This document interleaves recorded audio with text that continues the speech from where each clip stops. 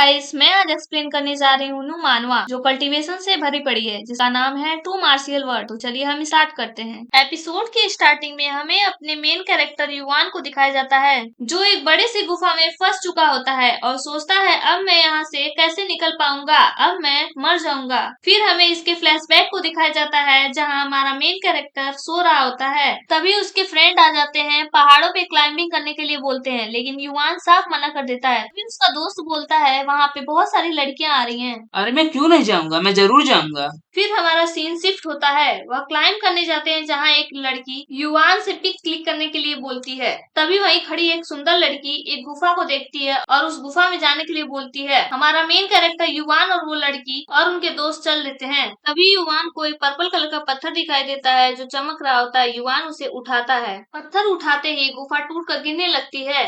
युवान बेहोश हो जाता है और जब उसको होश आता है तो उसे उसके फ्रेंड नहीं दिखते हैं। ऐसा लगता है जैसे वो गायब हो गए हैं। फिर वो खुद को कोसने लगता है और बोलता है मुझे यहाँ नहीं आना चाहिए था। तभी युवान को चमकता पर्पल पत्थर दिखाई देता है। वह उसे उठाने को सोचता है, लेकिन वह यह भी सोचता है नेक्स्ट टाइम इसे उठाने में यह गुफा टूट कर गिर गई थी, तो इसे उठाना ठीक रहेगा या नहीं। तभी वह उसे उठा लेता है, यह सोचकर अगर मैं इसे नहीं उठाया तो भी इस गुफा में भूखा प्यासा मैं मर जाऊंगा, इससे अच्छा लेकर देखते हैं। उस पर्पल चमकती हुई पत्थर को उसे उठाते ही उसके अंदर वो मैजिकल पर्पल स्टोन उसके बॉडी के अंदर एंटर करने लगती है। फिर हमारे सीन को शिफ्ट कर दिया जाता है, जहां हम देखते हैं हमारा मेन कैरेक्टर युवान एक दूसरी दुनिया में आ चुका होता है और एक कब्र में बेहोश पड़ा मिलता है। उसकी आंखें खुलती हैं, वह चौंक जाता है और बोलता है अरे मैं तो गुफा में था, मैं यहाँ कैसे आ गया?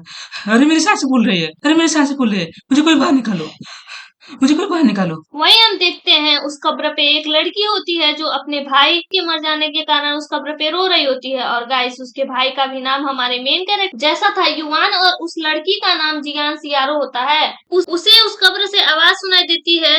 तभी वह एक लकड़ी से कब्र को खोदने लगती है, क्योंकि वह कब्र अभी जल्द ही बनी थी, इसलिए वह लकड़ी से युवान को बाहर निकाल लेती है। और वह युवान को देखकर खुश हो जाती है और वो अपना भाई समझकर उसे गले लगा लेती है। लेकिन हमारा मेन कैरेक्टर युवान सोचने लगता है ये छोटी सी लड़की कौन है और वह ये मुझे गले क्यों लगा रही है और ये मुझे अपना भाई क्यों बोल रही है। तभी वो अपने हाथों को देखता है और चौंक जाता है। अरे ये मेरे हाथ इतने छोटे कैसे हो गए? तभी उसकी बहन जियान सियारो से बोलती है युवान चलो मैं तुमको घर ले चलती हूँ। दोनों घर जा ही रहे होते हैं, तभी उनको बहुत बड़ा डेमन दिखाई देता है और वह छिप जाते हैं। युवान उस डेमन को देखकर चौंक जाता है और सोचता है ये इतना बड़ा है और इसके ऊपर बैठा व्यक्ति उस डेमन से ज्यादा खतरनाक लगता है। फिर हमारे सीन को शिफ्ट किया जाता है, जहां हम देखते हैं जियान सियारो और युवान घर पे पहुंच चुके होते हैं और वह बता रही होती है कि आप जड़ी बूटियों के तोड़ने के लिए पहाड़ पर चढ़ रहे थे, आप उस चट्टान से फिसल कर गिर गए और मैं सोची आप मर गए हैं और मेरी दिल टूट जाती है। मैं भूल गई थी कि डॉक्टर को दिखाना और मैं आपको कब्र से दफन कर रही थी। ये तो अच्छा था कि मिट्टी जल्दी डाली थी, इसलिए आपको कब्र से निकाल दी, वरना आप मेरी वजह से मुझे हमेशा के लिए छोड़कर चले जाते। अरे नहीं बहन, आपकी गलती नहीं है, आप खुद को दोष मत दो। इतना बोलकर युवान खाना खाने लगता है, क्योंकि वो बहुत भूखा था और वह जियान सियारो को देखकर बोलता है सिस्टर आप खाना क्यों नहीं खा रही हो? सियारो हिचकिचाते हुए बोलती है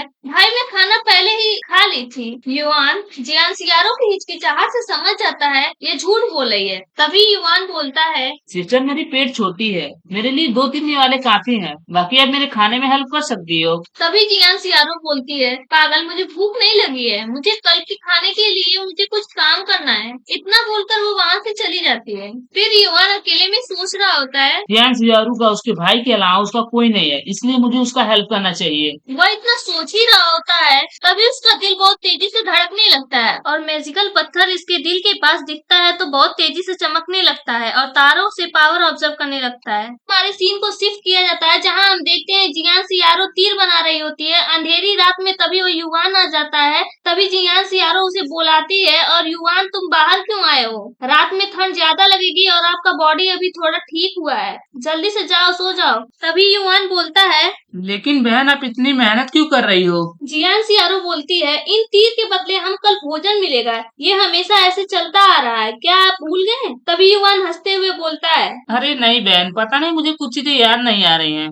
जियान सियारो बोलती है शायद आपके दिमाग पे चोट लगी, इसकी वजह से आपको याद नहीं आ रहा है। मुझे इस दुनिया के बारे में कुछ याद नहीं आ रहा है, प्लीज बहन मुझे इस दुनिया के बारे में बताओ। सियारो बोलती है एक रात में मैं इस वर्ल्ड के बारे में आपको कैसे बताऊं। युवान जिद करने लगता है। फिर जियान सियारो बोलती है इस वर्ल्ड में मार्शियल आर्ट ही हमारा लाइफ है। यहाँ पे इंसान के साथ साथ खतरनाक डेमन भी रहते हैं। यहाँ बहुत सारे कबीले हैं जो कई पार्ट में डिवाइड है, जिनमें से छोटे कबीले के लोग बहुत परेशानी होती है। दुर्भाग्य से हम भी उस छोटे कबीले से हैं, जिस कबीले का नाम लियान कबीला है। और जो उच्च लेवल के कबीले हैं वो यहाँ के खतरनाक डेमन से लड़ते हैं और उनकी हड्डी को खाते हैं। उन हड्डियों में बहुत पावर होती है, इसलिए उच्च कबीले के योद्धा को यह हड्डियां मिलती है भोजन के रूप में। ये तो अच्छा है, कल हमें इन तीर के बदले वो डेमोनिक बोन भी मिलेगी खाने के साथ। फिर हमारा सीन शिफ्ट होता है। हम देखते हैं यहाँ पे सभी कबीले के लोग भोजन लेने के लिए आए हुए होते हैं और वह चिल्ला रहे होते हैं, इतना कम भोजन क्यों है? ये हमारे हथियारों के बदले बहुत कम भोजन है। तभी कबीले के लोग बोलते हैं कि सर चीफ, ये क्या हो रहा है? वही जियान सियारो युवान से बोलती है, इस बार खाना बहुत कम क्यों है? युवान बोलता है, हाँ बहन, आप कल रात बिना आराम किए तीर बनाए हैं। बेहतर होगा कि आप घर जाकर आराम करें। मैं यहाँ आपका इंतजार करूंगा। तभी वहाँ का जो चीफ होता है चिल्लाते हुए बोलता है, चुप हो जाओ। और चीफ एक हट्टे कट्टे योद्धा से बोलता है, ये खाना इनमें बांट दो। और वह योद्धा बोलता है, जो उच्च कबीले के लोग हैं वो पहले आए भोजन के लिए। और गाइस, मैं आपको बता दूं, ये जो भोजन के थैले हैं, इन्हें लेने के लिए कुछ रूल्स थी। लोगों के हथियारों के बदले इन्हें लकड़ियों का टुकड़ा दिया जाता था। उन लकड़ी के टुकड़े के हिसाब से भोजन का थैला उनको दिया जाता था। अब हम इस एपिसोड को कंटिन्यू करते हैं। उच्च कबीले के लोग इन लकड़ी के टुकड़े देकर अनाज ले जा रहे होते हैं और भोजन कम होने लगता है। तभी छोटे कबीले की बारी आती है, जहाँ हम देखते हैं जियान सियारो के पास 2 ही लकड़ी के टुकड़े होते हैं और वहाँ हट्टा कट्टा आदमी बोलता है, छोटे कबीले के लोग जल्दी आए और अपना भोजन उस लकड़ी के पीस के हिसाब से ले जाएं। तभी छोटे कबीले के लोग दौड़ने लगते हैं भोजन के लिए। तभी वहाँ हट्टा कट्टा आदमी बोलता है, लाइन से आओ, वरना इसके लिए आपको सजा भी मिल सकता है। फिर लाइन से सब अपना भोजन लेने लगते हैं। सियारो की बारी आती है और उसे उन 2 लकड़ी के पीस के हिसाब से एक थैली का भोजन मिलता है और वह देखकर गुस्सा जाती है। सोची थी तीर देने के बदले उसे भोजन के साथ डेमोनिक बोन भी मिलेगा, जबकि यहाँ बस उसको एक छोटी सी थैली मिलती है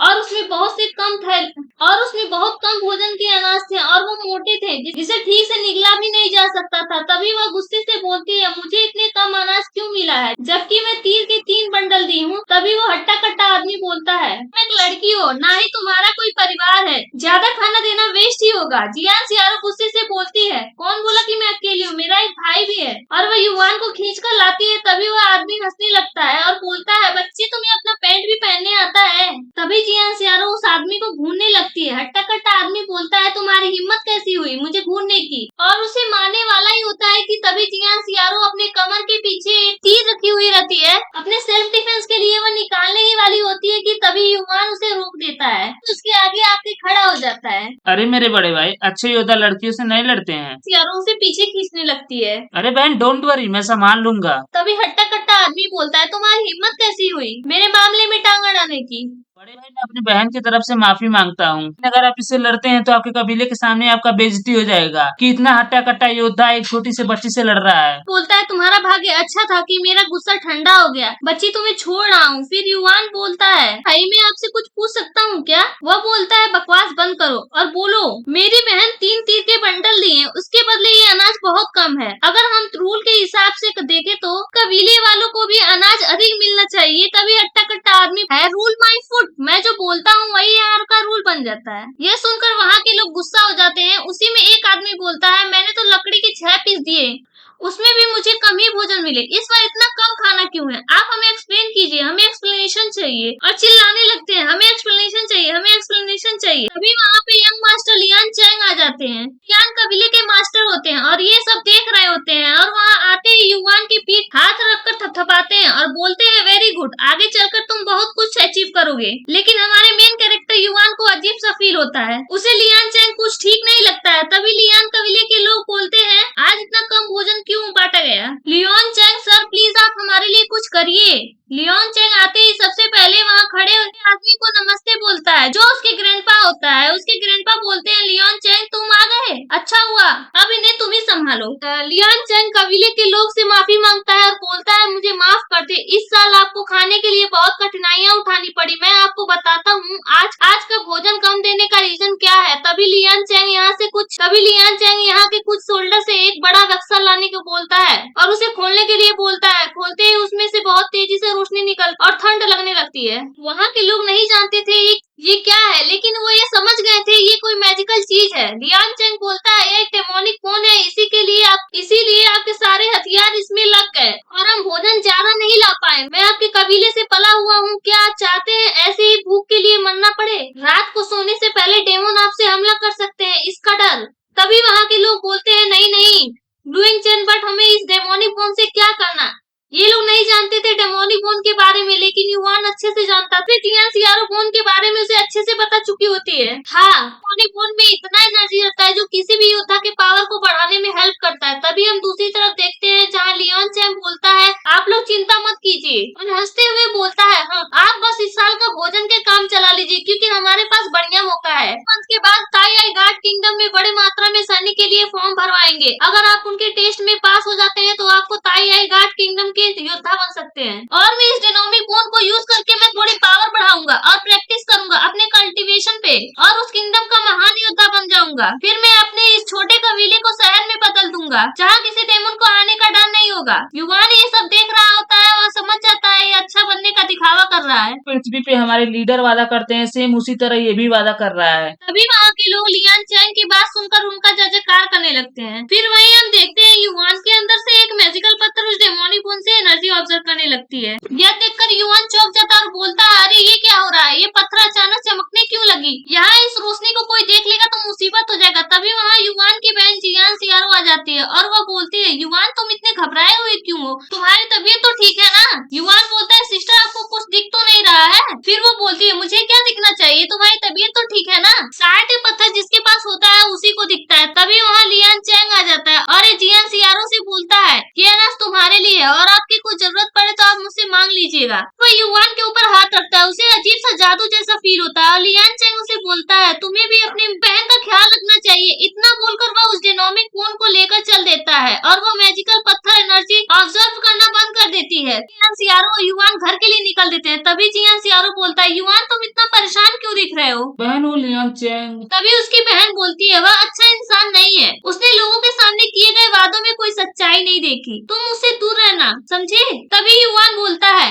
मैं भी आपको वही बोलने वाला था, बट आप भी उसको यही नोटिस की। सच में सिस्टर आप बहुत समझदार हो। जियान सियारो बोलती है हाँ ठीक है, बट तुम उससे दूर रहना। तभी अचानक से युवान को खून की उल्टी आने लगती है, उसके हाथ पैर काम करना बंद करने लगता है, वह घबराने लगता है। वह बोलता है ये अचानक मुझे क्या हो रहा है, ये पक्का किसी की चाल है।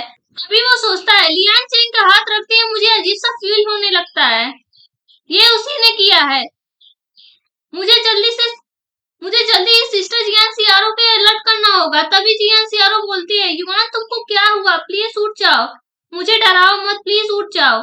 उसे ऐसा लगता है जैसे वो मरने वाला है। तभी उसके मुंह से लियान चैंग का नाम निकलता है और तभी गाइस युवान के अंदर से मैजिकल पत्थर उसे उस निगेटिव पावर से लड़ने की शक्ति देती है। उसकी बॉडी दोबारा फॉर्म होने लगती है और वह उस पत्थर से उसके अंदर निगेटिव पावर को बाहर निकालने लगती है। फिर वह बोलता है फाइनली जान से बचा मैं। फिर हमारे सीन को शिफ्ट किया जाता है जहाँ हम देखते हैं वह हट्टा कट्टा आदमी लियोन कबीले के लोगों को जड़ी बूटियां तोड़ने बोलता है पहाड़ों से, और बोलता है लियान चीफ कल्टीवेशन के लिए उनको इन जड़ी बूटियों की जरूरत पड़ेगी जिससे उनकी बॉडी और मजबूत होगी, और तुम लोग मूर्ख लोग हो, वो सब तुम्हारे लिए कर रहे हैं, तुम्हें करना चाहिए। और जिसने जड़ी बूटियां नहीं तोड़ा होगा उसको बहुत बड़ी सजा मिल सकती है। वे जड़ी बूटियां तोड़ने जा ही रहे होते हैं कि तभी वह युवान को रोकते हैं और बोलते हैं तुम दोनों को 10-10 स्टील जड़ी बूटियां तोड़ने होंगे जो टोटल 20 स्टील्स होंगे। तभी जियान सियारो गुस्सा हो जाती है और बोलती है क्या तुम पागल हो गए हो, 10-10 स्टील जड़ी बूटियां ये बहुत ज्यादा है, ये हम कैसे तोड़ेंगे, क्या आप हमें मारना चाहते हैं? तभी वहाँ हट्टा कट्टा आदमी बोलता है आपकी जिम्मेदारी है, मुझे बस बताना था तुमको, इतना बोलकर वो वहाँ से चला जाता है। तभी हमारे सीन को शिफ्ट किया जाता है, हम देखते हैं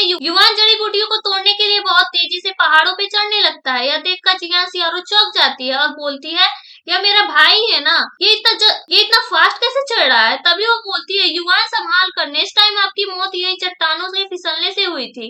तभी युवान बोलता है बूटियों को देखता है, मैं ठीक हूँ बहन, आप चिंता मत करो। तभी वो नीचे की तरफ देखता है और चौंक जाता है, मैं इतना ऊपर इतना जल्दी कैसे चढ़ गया? तभी उन जड़ी बूटियों को देखता है और कुछ जड़ी बूटियों से उसके अंदर से वो पत्थर उभरने लगते हैं और चमकने लगते हैं और वो मैजिकल पत्थर उन औषधियों से एनर्जी को ऑब्जर्व करने लगता है जो जड़ी बूटियां सूख गई होती है वो बड़ी होने लगती है उस मैजिकल पत्थर की वजह से। यह देखकर युवान समझ जाता है इन जड़ी बूटियों से इस पत्थर में एनर्जी मिल रही है, इसलिए वो जल्दी जल्दी ढेर सारी जड़ी बूटियां इकट्ठी इकट्ठा करके बैठ जाता है और मैजिकल पत्थर उन जड़ी बूटियों से एनर्जी ऑब्जर्व करने लगती है। जब वो सारी एनर्जी ऑब्जर्व हो जाती है तब युवान उस एनर्जी को अपने ऑब्जर्व करने के लिए कल्टीवेशन करने लगता है। तभी वहाँ चियान सियारो आती है और बोलती है, युवान तुम यहाँ क्या कर रहे हो? युवान सोचता है, अरे मैं जड़ी बूटियों से एनर्जी ऑब्जर्व करते करते सिस्टर चियान सियारो को तो भूल ही गया था। तभी चियान सियारो बोलती है, अरे ये कैसे पॉसिबल है? तुमने इतने कम समय में 20 टन जड़ी बूटियाँ कैसे कलेक्ट कर ली? ये जबकि एक इंसान के लिए 8 टन की जड़ी बूटी कलेक्ट करना मुश्किल होता है। युवान बोलता है, अरे बहन शायद मैं लकी हूँ।